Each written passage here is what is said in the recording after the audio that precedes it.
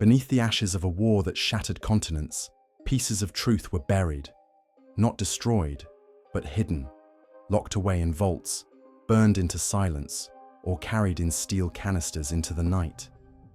These were not just weapons or strategies, but names, choices, betrayals, evidence of a darker war fought in shadows. What was concealed was not meant to protect us. It was meant to protect them, and if unearthed, it may unravel everything we believe about victory and justice.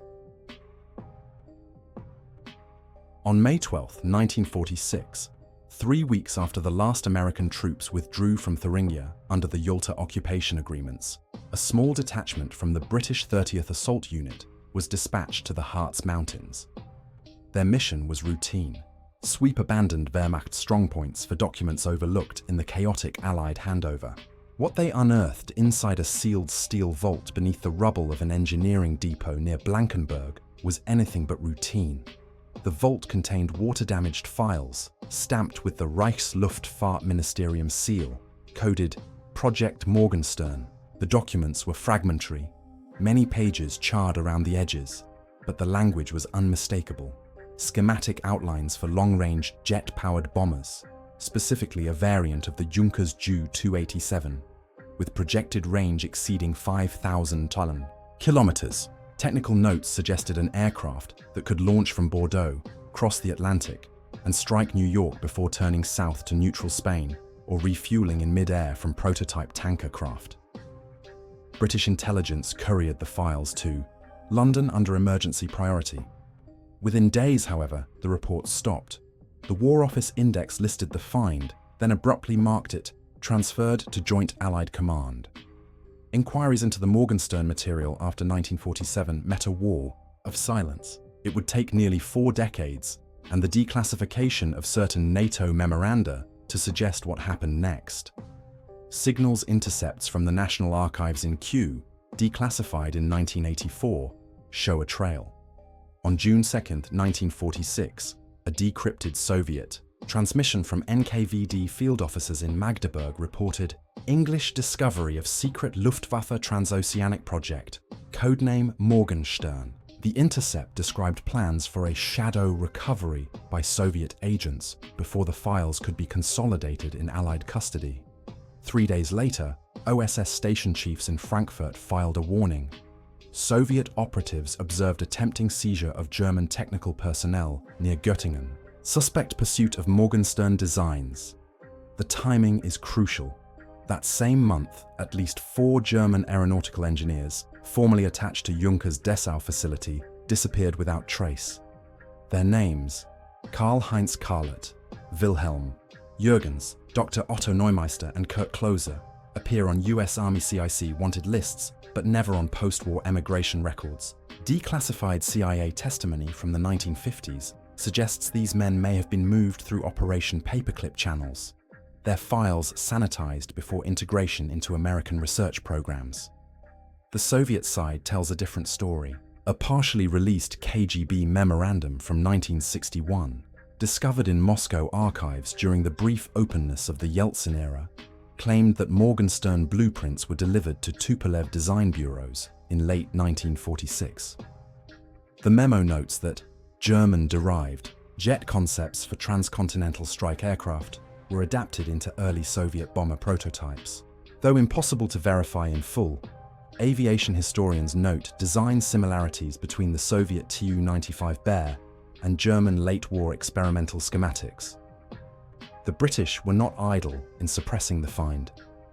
According to an internal Foreign Office memo from 1952, labelled FO 371-998534, the discovery of the Morgenstern project was deemed unsuitable for public discourse due to its disruptive implications for ongoing nuclear deterrence policy. The same memo notes that disclosure would undermine public confidence in post-war Allied security arrangements, hinting that the jet bomber program may have been quietly folded into Anglo-American nuclear delivery planning. For years, scattered, eyewitnesses hinted at more. A retired RAF officer, squadron leader Arthur Grayson, described in an oral history recorded in 1977 how he guarded a convoy carrying sealed metal trunks from Hamburg to a US airbase at Burtonwood. Grayson recalled the trunks were stenciled Property USAAF, Morgenstern. His testimony was dismissed as unreliable until cross-checked against convoy logs showing a classified transfer in August 1946. Destination unlisted. The darker question is why all this was erased from official narrative. By the early 1950s, the jet age had fully arrived, with the US B-47 Stratojet and Soviet bomber equivalents. Yet neither side acknowledged that the concept of an intercontinental strike aircraft had been explored by the Reich. Publicly, Germany's advanced projects were portrayed as scattered, chaotic, and ultimately futile. Privately, the Allies appear to have fought over Morgenstern's remnants with near-obsessive secrecy. One of the few surviving physical artifacts lends chilling weight. In 1968, Czech border guards reportedly recovered a fragment of microfilm hidden in a false wall near Plzeň. The reel, later smuggled to the West, contained partial drawings of a swept-wing bomber with dimensions exceeding any known German design of 1945. Marked Morgenstern Versuch Serie 3, the drawings were authenticated by aviation experts but suppressed by NATO intelligence, who declared them forgeries. Yet the style, paper stock, and ink were consistent with other Reich technical files from 1944-45. What remains unknown is whether a prototype was ever completed. The Dessau complex was bombed heavily in March 1945, erasing much of Juncker's infrastructure. Yet US Army Air Force's reconnaissance photographs from February 1945 show unusual airframes on test stands, resembling nothing in known Luftwaffe production. Whether these were Morgenstern shells or unrelated experimental frames has never been proven. The Cold War stakes were clear. Whoever controlled Morgenstern's technology could project power across oceans long before nuclear missile silos became reality. It was not merely about aircraft. It was about the balance of terror in an age when bombers were the only means of nuclear delivery. By the time NATO's secret archives began trickling open in the 1980s, most of the direct witnesses were dead, and many files had been destroyed under routine classification purges. What survived were fragments, intercepted telegrams, stray convoy logs, unexplained personnel disappearances. Enough to suggest that Morgenstern was real, that it was contested between Allies and Soviets, and that its disappearance was deliberate. Today, the official histories of World War II mention only the Reich's failed V-weapons and impractical America bomber proposals. Morgenstern is not listed. Its name appears only in half-redacted footnotes, fleeting references in files labeled "transferred, not for release." The implication is haunting, that the jet age of superpower conflict was built not merely on captured scientists, but on stolen blueprints whose existence remains too destabilizing to admit. The last known reference comes from a CIA briefing paper, dated October 1963, 6 weeks before the assassination of President John F. Kennedy. It notes, recovered Morgenstern materials remain under strategic evaluation, continued suppression recommended.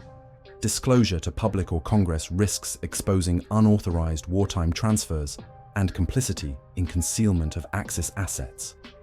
The file ends there. Morgenstern disappeared once again, buried in the archives. A shadow of a weapon that may never have flown, yet altered the course of the Cold War by existing only in secrecy. At 03:14 hours on January 27, 1948, the US Navy submarine USS Corsair, SS-435, transmitted its final confirmed message from a patrol zone south of Crete. The transmission was short, routine, and gave no indication of distress. Within 48 hours, however, the submarine was listed as overdue, and on February 1st, the Navy declared her missing, with all 89 crew aboard. The official explanation cited mechanical failure and probable hull breach. That version was accepted for decades. What the records did not show was what the Corsair had been doing in the Mediterranean at all. The submarine, a Tench-class diesel-electric boat, had been undergoing overhaul at Portsmouth Naval Shipyard in late 1947.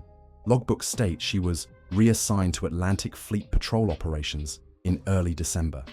Yet, a recovered memorandum, stamped confidential, CNO-OSS, indicates that the Corsair was seconded to the Office of Strategic Services for a special mission: the interrogation and extraction of former Luftwaffe engineers believed to be hiding in Greek coastal towns under false papers. The target was specific.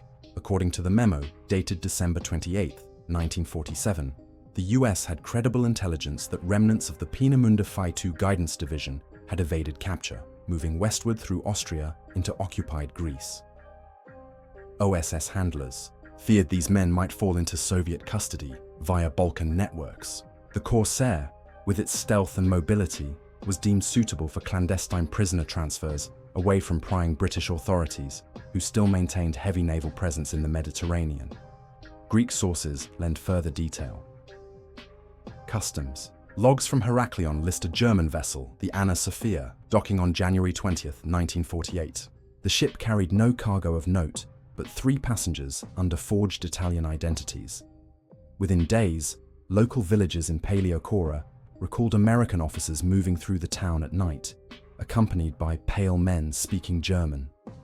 The following week, the Corsair was sighted off Crete's southern coast, riding unusually close to shore. What happened next is pieced together from Soviet documents. In 1992, after the collapse of the USSR, fragments of KGB naval intelligence files surfaced in Moscow. One report, dated February 4, 1948, describes an American submarine lost during attempt to secure German rocket specialists. The Soviets claim to have monitored a transfer at sea between a small freighter and the Corsair. The cargo, sealed crates described as technical instruments and papers concerning ballistic trajectories. If true, the implication is clear. The Corsair was not simply transporting people, it was recovering remnants of Germany's most prized wartime research: gyroscopic guidance systems, prototypes, and blueprints for missile control. The same systems that, if perfected, could increase the accuracy of future U.S. rocket projects. But then there is the wreckage. In March 1948, fragments of submarine hull plating were recovered on the Libyan coast. Locals were paid in cash by US Navy officers to surrender the debris, which was shipped discreetly to Naples and never displayed. Witnesses recall that the steel bore scorch marks inconsistent with mechanical failure. Some speculated it was the aftermath of an underwater detonation, either internal or external. The Navy denied any such recovery. Officially, the Corsair rests somewhere in the eastern Mediterranean. Yet divers who worked with the Italian salvage company Mica Peri later told of being ordered to search a restricted zone off Crete in 1952.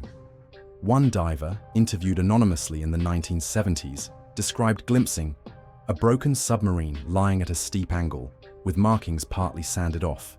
He claimed US officers halted the operation before anything could be raised. Why silence the loss? Some point to the delicate political situation. Britain, still reeling from the Greek Civil War, opposed American unilateral actions in the region. A clandestine US operation to seize German scientists from Greek soil would have strained relations with London. More dangerously, it risked open confrontation with Moscow, who had their own agents searching the same waters. An accidental sinking was a far more convenient narrative. The mystery deepens with one intercepted signal. In 1986, an FOIA request released a declassified Navy cryptographic intercept labeled Corsair, Final Transmission.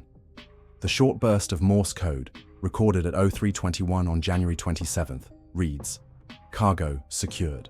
Tracking interference. Diving now."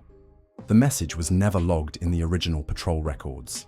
Analysts disagree on its meaning. Cargo secured suggests the mission objective was completed, but tracking interference raises chilling possibilities: radar detection by Soviet aircraft, or even pursuit by hostile submarines. No conclusive evidence ties the Soviets to the Corsair's disappearance, but suspicions linger. In April 1948, a Soviet submarine, S-25, docked in Sevastopol with damage to her forward hull. The Soviets attributed this to ice flow collision. Western analysts, however, noted the S-25 had been operating unusually far south that winter. Some historians suspect a collision or confrontation between the two boats. Equally haunting are the human traces. Relatives of Corsair crewmen received standardized condolence letters, yet one widow recalled receiving a second envelope, unofficial, containing her husband's wedding ring and dog tag. No explanation accompanied the items. Naval authorities denied sending them. Where they came from remains unexplained. The Cold War soon buried the Corsair affair under deeper secrecy. Operation Paperclip accelerated. German scientists streamed into US rocket programs, and the Mediterranean mission faded from public record. Only in scattered testimonies and leaked memoranda does the pattern emerge. A mission to recover men, and materials too valuable to lose, a submarine erased to protect the cover story. Today, no official dive has located the Corsair. Maritime archaeologists argue the boat may lie in international waters south of Crete, broken into two sections. But until the wreck is found, the unanswered questions remain. Did the submarine fall victim to Soviet pursuit? Did its volatile cargo ignite under pressure, or was it deliberately scuttled to prevent capture? In the sterile language of the Navy's loss register, the Corsair is presumed sunk. Yet behind that phrase is a shadow operation that reached into the most contested secrets of the post-war world: the race to control the Reich's deadliest knowledge. Somewhere beneath the Mediterranean lies a tomb not only for 89 sailors, but for the classified cargo they carried. A cargo that never officially existed, and a transmission cut off mid-sentence. On March 18, 1952, Argentine police raided a safe house in Rosario, suspected of sheltering ex-Nazi fugitives. Among those captured was Walter Reinecker, a former Gestapo officer who had evaded Allied pursuit by traveling through the so-called Rat Line, from Genoa to Buenos Aires. Reinecker was 46 years old, gaunt and suffering from malaria. During his interrogation, conducted quietly under the auspices of American military attachés, he revealed the existence of a program that had not appeared in any Allied intelligence report: Operation Eisenfaust. According to Reinecker, Eisenfaust was not a combat unit, but a clandestine detail formed in early 1944 under direct SS authority. Its mission: erase every trace of Germany's chemical warfare experiments on Allied prisoners of war, particularly those conducted at makeshift facilities in Silesia. Reinecker insisted the work was overseen by SS Brigadeführer Karl Oberg, though corroborating records remain scarce. The program involved selective destruction of archives, forced relocations of test personnel, and, in Reinecker's words, the liquidation of inconvenient witnesses. What little is known about these experiments comes from scattered fragments. Allied reports from May 1945 mention the discovery of sealed laboratory chambers in the Breslau suburbs, one bearing blast damage from demolition charges. Inside, US Army Chemical Corps officers found glass flasks containing unidentified compounds, along with burn marks suggesting the testing of incendiary mixtures. A diary seized from a junior SS doctor spoke of gas 4 to render enemy soldiers unconscious within minutes. No diary pages beyond April 1945 were recovered. Yet Reinecker's testimony gave these fragments a darker frame. He claimed Eisenfaust, operatives systematically destroyed files in Breslau during the Soviet advance, often by burning them in sealed bunkers. More disturbingly, he alleged that select convoys carried crates of documentation westward, disguised as Red Cross relief shipments. His account suggests at least 2 convoys escaped the encirclement in late January 1945, weeks before Breslau was fully cut off. The American record offers circumstantial support. Aerial reconnaissance photographs taken by the US 10th Reconnaissance Group in February 1945 show unusual truck convoys departing Breslau under heavy guard, heading toward Görlitz. These vehicles were marked not with SS insignia, but with the International Committee of the Red Cross emblem. The sighting was logged, but never investigated further, likely overshadowed by the front's collapse. What became of the missing files is where the trail grows murky. Reinecker insisted they were delivered to US custody. He described watching from a distance as a convoy crossed into American-held territory near Weiden, Bavaria, in April 1945. He recalled seeing uniformed men unload sealed crates onto a US Army transport aircraft. When pressed for detail, he simply muttered, "They wanted it for Korea." The Korean War reference alarmed interrogators. By 1952, both sides were deploying chemical warfare defense measures, though official US doctrine denied possession of offensive stocks. Reinecker's claim implied otherwise, that American programs may have quietly absorbed fragments of Nazi experimentation. His file, marked restricted, CIC Buenos Aires, May 1952, was transmitted to Washington. Shortly afterward, the surviving records on his interrogation were classified and sealed. Reinecker himself disappeared from Argentine prison rolls. The Soviet narrative adds yet another layer. In the 1960s, Warsaw Pact archives accused the West of seizing and exploiting fascist chemical knowledge. Among the evidence presented was a captured German order signed in late 1944, directing Eisenfaust to evacuate research material relevant to incapacitating agents ahead of the advancing Red Army. The document, written in precise SS bureaucratic style, bears signatures later verified against known samples. Moscow insisted this proved that the Americans had integrated Nazi findings into Cold War weapons development. No Western government acknowledged the charge. Official US records describe Eisenfaust only once, in a marginal note on an Army counter. Intelligence Corps file.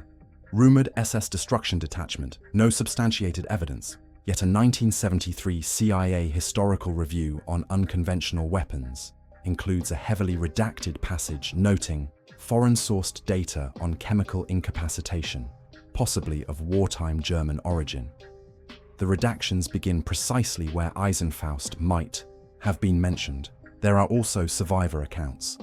A Polish nurse, Helena Dabrowska, testified in 1946 that she treated Allied prisoners evacuated from a Silesian holding camp. The men suffered unexplained respiratory failure, blistered skin, and hallucinations. She recalled that their guards spoke of Eisenfaust doctors who had tested new vapors. No follow-up medical records exist. The survivors disappeared into Soviet custody when the Red Army secured the area.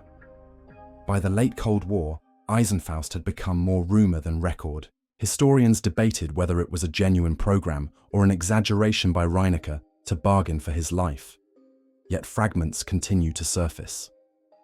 In 1999, a private collector in Munich revealed he had purchased a bundle of wartime papers at auction.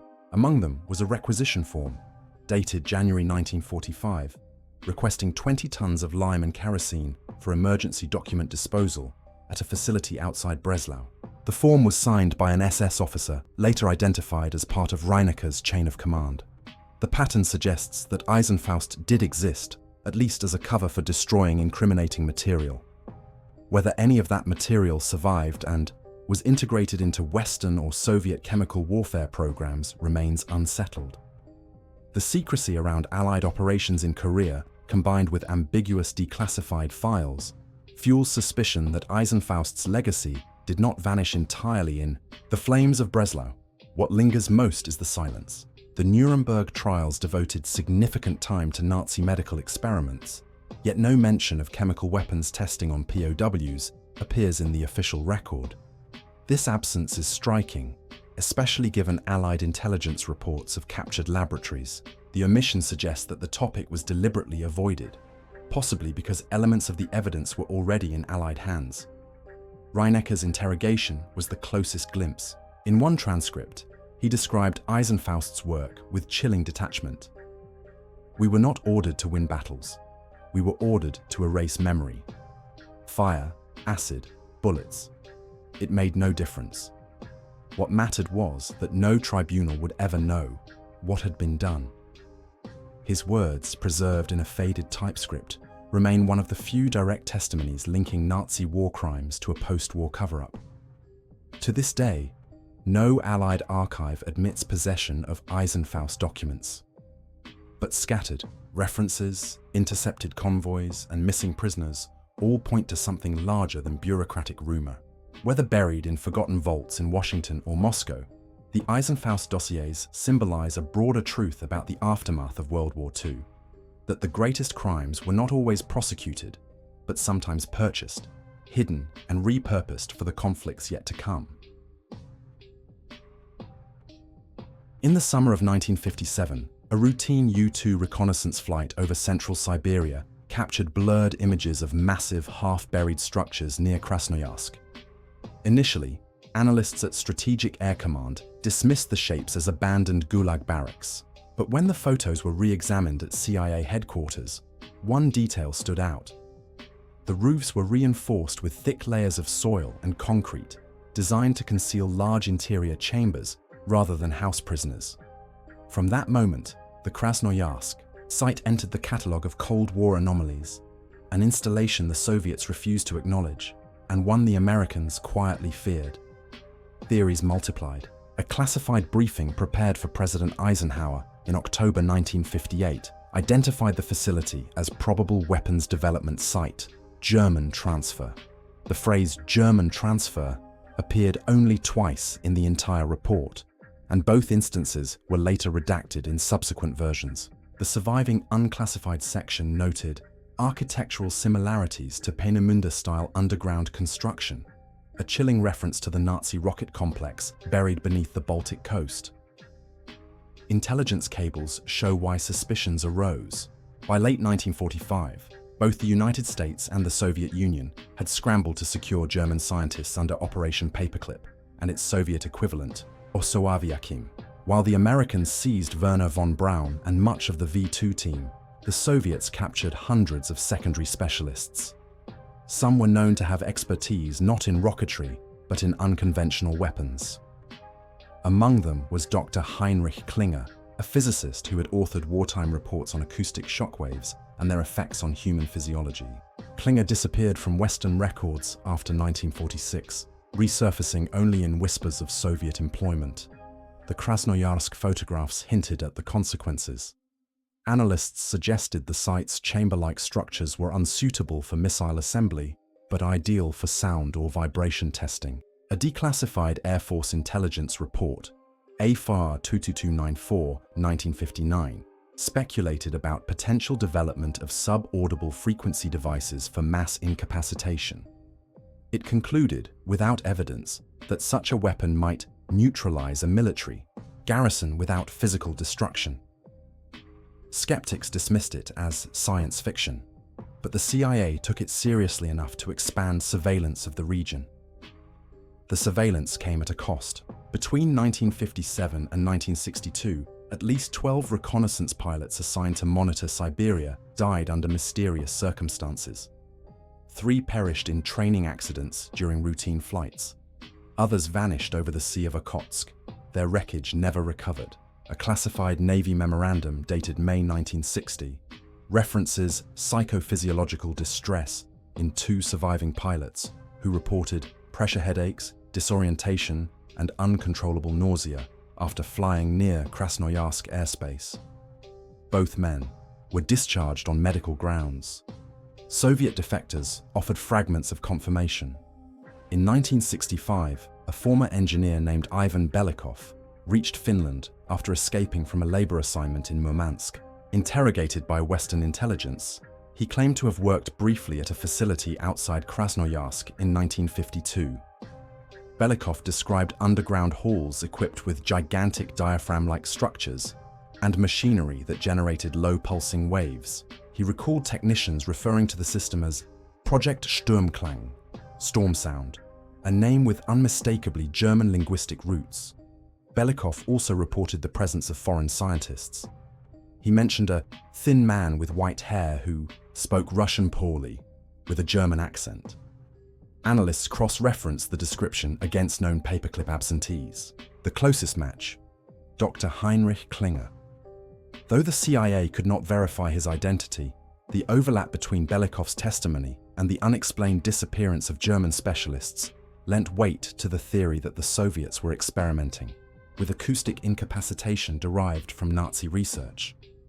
By 1961, the Krasnoyarsk site appeared abandoned in new aerial photographs. Earthworks covered the chambers, and only skeletal scaffolding remained. But the story did not end there. In September of that year, a State Department cable from Bonn reported unusual East German border security measures near Jüterbog, once home to a Luftwaffe experimental station. Informants whispered that acoustic research materials had been transferred west from Siberia to German Democratic Republic custody. If true, it suggested the Soviets were decentralizing sensitive projects as reconnaissance pressure increased. The most unsettling evidence comes from a lost CIA audio file. According to an internal inventory in 1962, the agency recorded unexplained low-frequency disturbances during a ground listening operation conducted from Turkey. The file, labeled Krasnoyarsk interference, was stored on reel-to-reel tape and described as extended bass pulses of mechanical origin. In 1974, when archivists attempted to retrieve the recording, it was missing. No duplicate existed. The inventory sheet bears a handwritten note. Withdrawn, DCI order. What is known today is fragmentary. Post-Soviet Russian publications have acknowledged experimental acoustic laboratories in Siberia during the 1950s, but none specifically identify Krasnoyarsk. Surviving residents of villages near the site recall distant vibrations like thunder underground and livestock collapsing without explanation. One woman, interviewed in 1993, claimed her brother suffered permanent hearing damage after working construction shifts there. His medical file listed neurological impairment consistent with blast exposure, though he had never seen combat. The Americans maintained secrecy, even internally. A CIA internal history written in 1981 includes a short passage. Krasnoyarsk remains unresolved. Indications of transferred German expertise in non-conventional fields, possibly acoustic. Recommend continued suppression in declassification reviews. The passage was declassified accidentally in 2005, only to be withdrawn from online release within weeks. To this day, the Krasnoyarsk Infrasound files remain one of the Cold War's least acknowledged mysteries. No open-source photographs exist of the structures. No definitive list of German scientists employed in Soviet acoustic projects has surfaced. And the scattered references, Project Sturmklang, pressure headaches in reconnaissance pilots, vanished audio tapes, remain disconnected pieces of a puzzle buried by two superpowers for reasons never explained. What haunts investigators is not simply the notion of a Nazi-derived acoustic weapon. It is the silence surrounding it.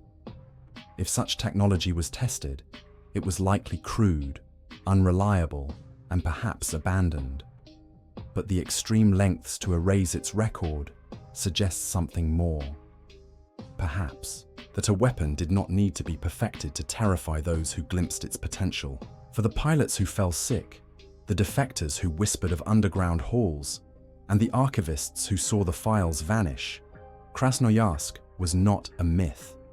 It was a reminder that the Cold War was built not only on rockets and bombs, but on shadows cast by research too unsettling to admit had ever existed.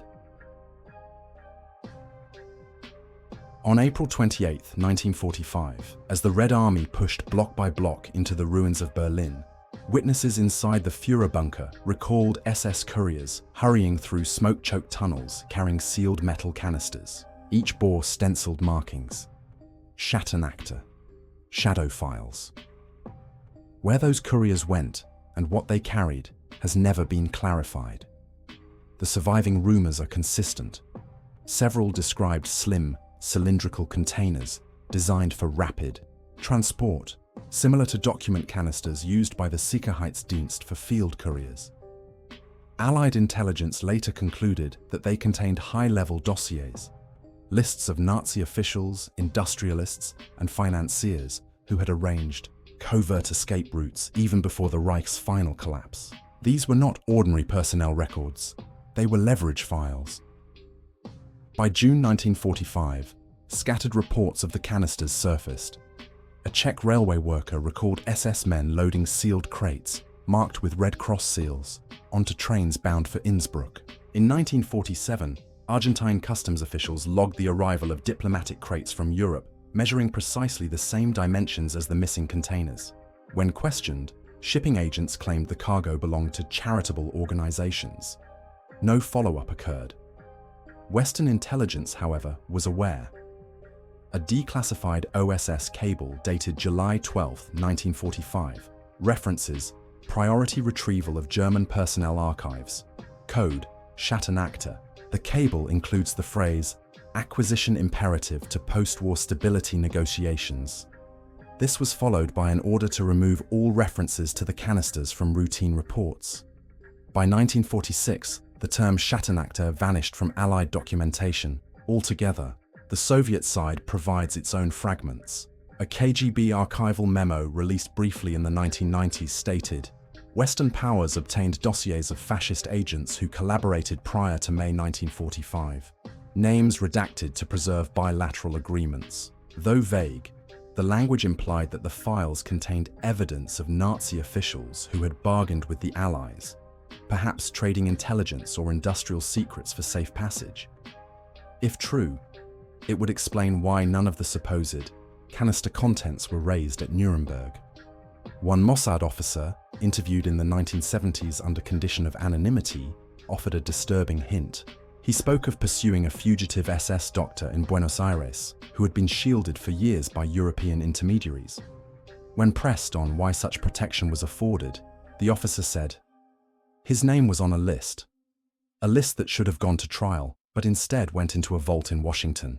The strongest lead emerged in 1963 when French intelligence intercepted correspondence between two German émigrés in Argentina.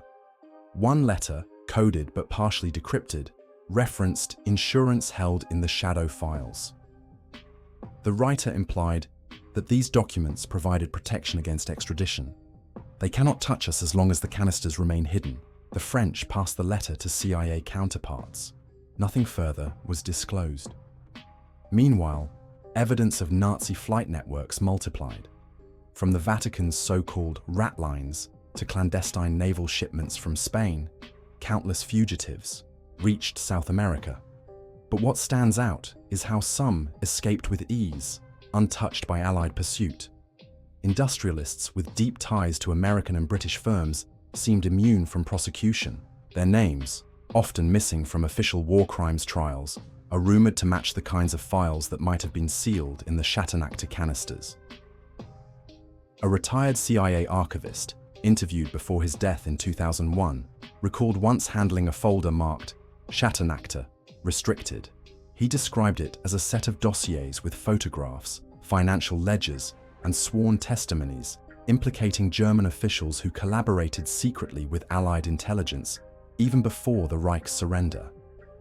When asked why such material was classified, he said, because too many governments made use of the same people. If the public had known, there would have been no Cold War alliances. Even today, the trail occasionally resurfaces. In 2012, Argentine researchers uncovered shipping manifests from 1946 listing diplomatic containers received by a Red Cross office in Buenos Aires. The records describe 3 metal canisters, each weighing 40 kilograms, consistent with courier containers used in Berlin in 1945. Their declared contents, humanitarian documents. No record of where those containers went exists. Historians who have investigated Schattenakte argue over its significance.